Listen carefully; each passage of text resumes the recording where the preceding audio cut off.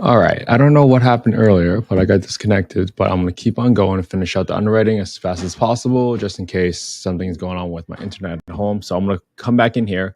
We last left off on the crime score that you guys looked at. So that works out for me. And then I'm going to put in the property taxes at $16 an hour. That doesn't make any sense. $16 seems very, very little, but I'm going to trust that for now at $84. I'm gonna at least double that. $16 a month for no, that doesn't make any sense. I'm gonna multiply it by 3 at least. $16 a month for property taxes doesn't make sense. Unless something's going on here or there's some like homestead exemptions there. So what I'm gonna do to keep going through is analyzing this deal. So I got 10% for maintenance, which means I assume something eventually will break on the property. So I'm leaving $181 right now, assuming my rent was $1,810.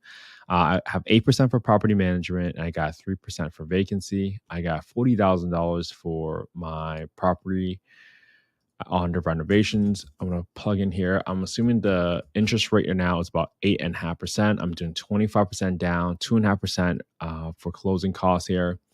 And I can see right now that if I am spending 109,000, I'm typing all these purchase price, because here's what I'm trying to do. Even though I'm underwriting a deal, I'm also trying to figure out what my buy box is.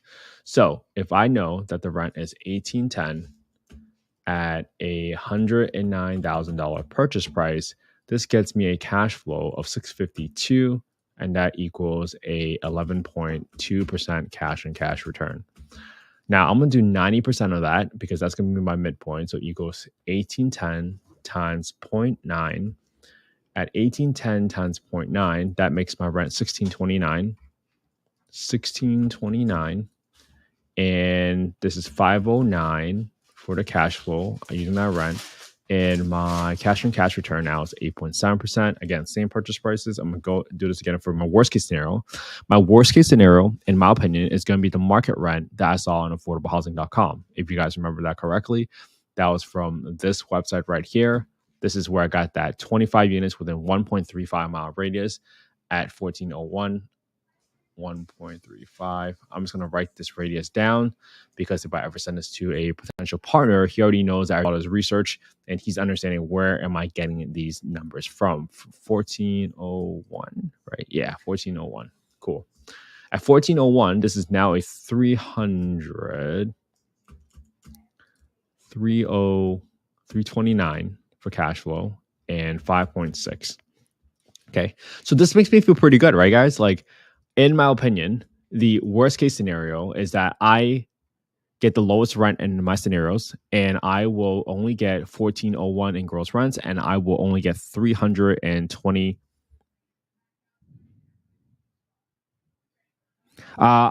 Canada Banana Farms. I have not looked up the ARV yet, but for me, I'm looking at just from a conventional purchase because I'm not sure what the ARV is going to be, but if there's a way to burr, I'm going to look at it. Here's what I'll do. I'll look at the burr analysis for you guys tomorrow. Today, I'm looking at just strictly a Section 8 analysis. I'll show you guys how I look at a burr analysis, and I've done one already on my YouTube channel at youtube.com/@Ken_HG if you do want to look at that. So what I want to figure out is just from a conventional purpose today, what should my purchase price be? My investors and I have a minimum cash and cash return of 17.5% return. So if I take the midpoint rent, which is 1629, right? That's the number I want to use. I don't want to assume that I'm going to get the best case scenario. But if I want to get 17.5%, what if I bought this property at $75,000? What if I bought this property at $60,000? 55. Okay. So for me, if I think I can get my rents at $1629 and I can get a cash flow of about $820 and my cash on cash return is 17.8%, this gives me a significant hedge if I buy this property at $55,000. So if I see another 4-bedroom property in here that requires about $40,000 of rehab, the maximum I would want to pay for this property is $55,000. And that's because my cash on cash return is so high. Now, your own personal cash on cash return criteria might be a little different because your criteria might say, hey, as long as I make 10% of my money, that makes sense. Or if my investors only care about making 12% of their money, then that is a deal for them. So for you, you might say like, well, if I think 1629 and I just want 10% cash and cash return, well, I'm willing to pay $85,000, $90,000. Yeah, you might be willing to pay $90,000 for property and get 11% cash and cash return on this property. So it all comes down to your own personal criteria. This is not investment advice. I'm not soliciting any investments on this live, but this is what you want to take a quick look at. So this property has been live on, it's only been live on Redfin for 25 hours. So this property, if you want to give a lowball offer, will probably take some time. They probably won't give you a significant or steep discount yet because they just went live. You need to wait a little bit, see if there's any pain, and see if they drop in your prices, and then maybe you can offer a price.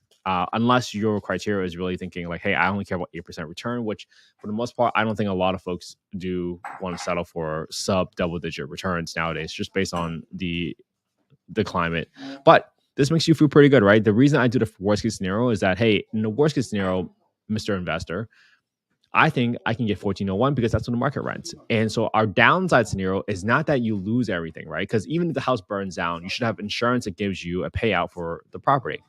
So in my opinion, the worst case scenario is that, hey, assuming all other variables hold constant in terms of property management fees and expenses and whatnot, you will still make $329 on this property at 5% return. So that sometimes gives folks a little bit more comfort and the courage to take a chance, because if you don't look at the worst case scenario, then you automatically go assume that you're going to lose everything all in one go. So hopefully that helps. This is why I analyze the deal every single day here on Instagram, to figure out what is my buy box for every single market that I looked into.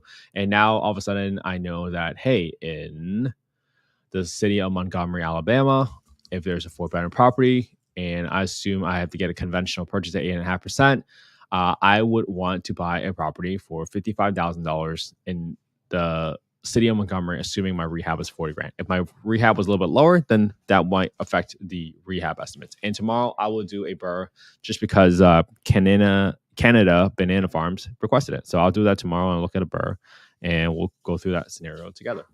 Hopefully this was helpful. I've been doing this every single day. Please make sure you subscribe to our YouTube at youtube.com/@Ken_HE. The whole reason I do this is because I started a community. It's called Affordable Housing and Real Estate Investing. The whole goal of the community is for all of us to get together, analyze deals together, and most importantly, share resources with one another. That is the most important part, and the factor that will probably give you the most confidence about succeeding investing out of state.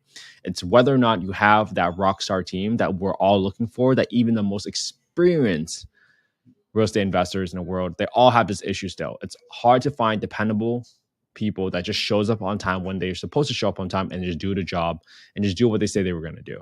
So this is why we create a community, so that we can share resources with one another. And I want to lead by example by sharing with you guys how I analyze a deal every day. Because if you guys have the excuse saying like, I don't have enough cash, the best way to go about it, from my experience and what I've learned, is that people have reached out to me because they said, hey, you know how to analyze a deal. You know how to spot a deal when a deal has come up.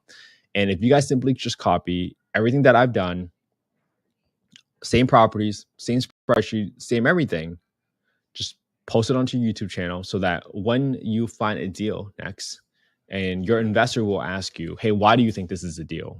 What makes this deal so special?